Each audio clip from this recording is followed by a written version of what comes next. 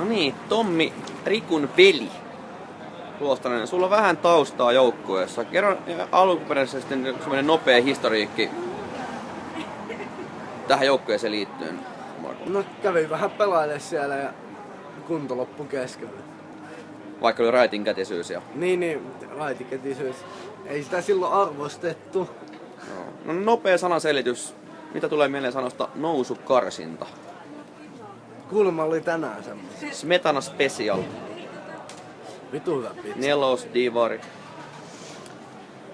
On 7. Old number 7.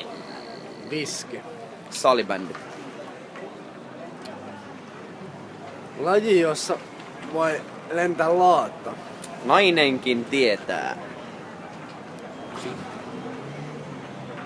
Ei se mitään tiedä. Kausi 2015-2016.